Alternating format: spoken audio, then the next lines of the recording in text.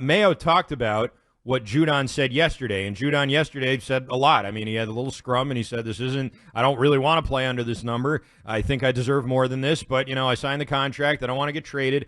And he spoke candidly and sort of honestly. It was kind of, for Patriots fans, you don't usually hear guys talk like that.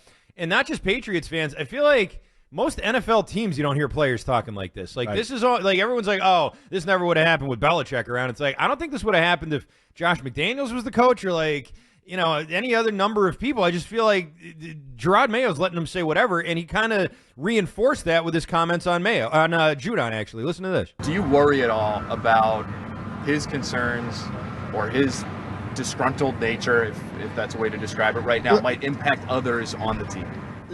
We have a great relationship, but I hate that you use the word disgruntled, because I would say he's out here working every day. His attitude is great in the classroom. His attitude is great on the field, and you guys see him flying around here. Obviously, there is a business component to this sport, and he understands that. We want him here. He's a very good player for us, and he does everything that we want him to do. So hopefully it works out. Does it undermine anyone's authority?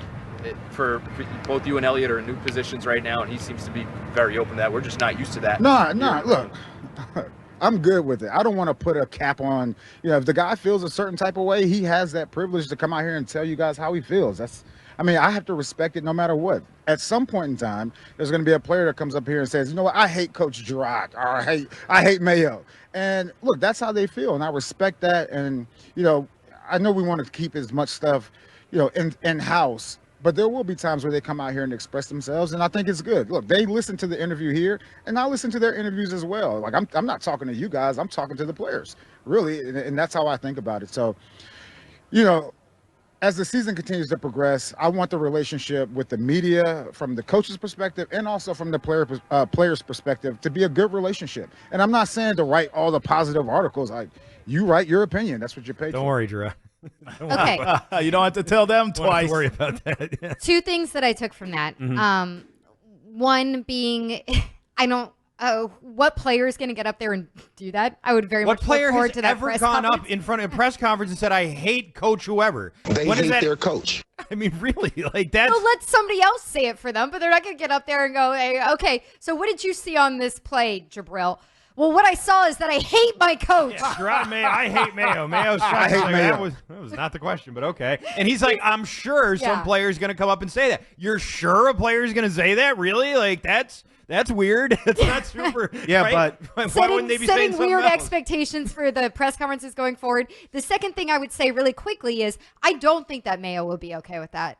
If they're at a point in this season when they're in a miserable record, let's say that they're, 2-10, and they're sitting there and players are going up there and they're being as transparent as Judon was about his contract situation, but about what's going on in the locker room, the dynamics of the team, what they think of the positional coaches, I the hate Coach coaches. Mayo. That I don't think that any head coach in the NFL would be okay with. Even if they're setting up a player lounge with PlayStation and starting practices at 11, I don't think any coach would sit there and go, well, we're just working stuff out, and I'm ready. I've prepared myself for this. Yeah, I mean, listen, I think Mayo's he's picked a lane. His lane is, I'm going to be the player-friendly coach. I'm going to have these guys. We're all going to be friends. They're going to like me and respect me. I'll respect them, treat them like men, whatever they want. Like, this is how I'm going to play this. This is how I'm going to start my career as a head coach. But I hear that. I'm sure people are going to come up and say, I hate Coach Mayo, and I think that's fine. Like, that's going way over in the other direction. He can't believe it's that. Overcompensating. I think he's trying to send a message, and he says he's talking to the players through the media. Exactly. And I get that, but at the same time, it's like, and I want him to do really well, and I'm nervous about this season.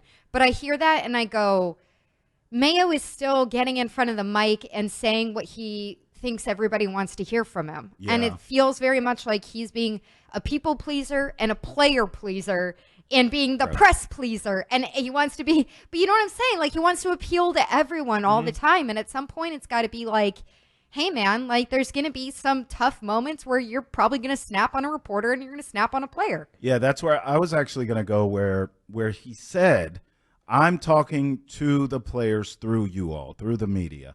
And I just believe he's trying to establish a culture there of, hey, what you guys feel, what you guys think matters to me. And we know there's a long history here of that not being the case.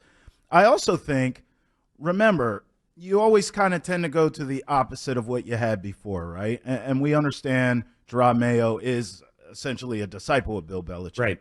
But what I mean by this is Bill Belichick was rough around the edges with the media, to say the least. But players will always tell you, yeah, he was a tough guy, but he did love us up too. He did show personality. Bill was a funny guy. There were sides to Bill that you all didn't see.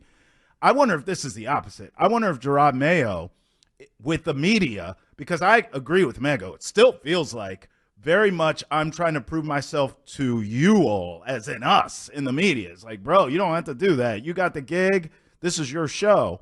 But behind the scenes, as we get into the season, maybe he will be a hard O on the players. Maybe the players will see what we don't see out of Jerod Mayo, especially in the instance that this team struggles this year, which we all think is likely, right? So maybe behind the scenes, he is in guys' faces. He is hard on dudes. He is cussing guys out.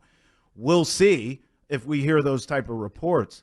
But it is interesting to me that he is going that route in terms of with the media. And I just think a lot of it is being green. I do. I think this is learning on the job. This is what it is. This is what it looks like. Just like we were talking earlier about the extension with Peppers, and he's like, oh yeah, I can confirm that. I'm the coach. Like, I think he's still working out. Yeah. Being the new guy on the gig. That's me. Yeah. Oh, yeah, that is me. Right. I can confirm. With I Belichick. can't confirm it. I'm the head coach. I can confirm it. All right, so That's me. I'm the head coach. With Belichick, the players had to earn his respect. I feel like with Mayo, you're just the player, so he respects you, and he's going to pay you. He's going to get whatever you want, and you're going to get to play video games in the lounge. Here's Jerod Mayo talking about the new lounge. You have a players' lounge in there, pool table, some games. Obviously, you came up in an environment when you're here to work and work only. What was the reasoning behind that change for you? To me, it's look, this is their place, and that's their lounge, and that's their locker room. I think it's important that you have those spaces. One thing I've noticed over the past, let's say, 5 years is a lot of times when guys get a break, they just go into their locker and they get on their phone, they're scrolling through social media, and there's really no interaction. And I thought it was important, I should say, we thought it was important that those guys had a safe space to go. And really, that's also a time where they build camaraderie. You should see some of the ping pong games in there, or some of the, even the PlayStation. We have a PlayStation and Xbox in there as well. But it's really to bring these guys closer together and have those guys want to be here. These days can be long, but we just thought it would be important for those guys to have that space. It's called ping pong. Ever heard of it? You should see the ping pong games going on there. Okay. All right. Well, hey, you sold me there, Jerod. You got the ping pong going. I don't have any problem with there being a lounge. I'm sure most teams in the NFL have some sort of player lounge or something where they all go after practice. That doesn't seem like anything revolutionary. But again, for the Patriots, it's probably something that Mayo, when he was a player here, thought, every other team has something like this. Why don't we? And I guess just it's sort of, to me, sort of the line here is between, okay, what are we doing that's like everybody else? And then what are we doing that's trying to set us apart from even that? Now all of a sudden we're bending over backwards to placate all these guys who won 4 games last year and make them feel like they're, the kings of the world. I feel like there's got to be some sort of balance there. It's a nice idea. It doesn't matter. It's a nice idea that you're going to get the guys together and they're going to spend more time around the facility and hang out, and maybe friendships will grow and blossom over that in different positional groups.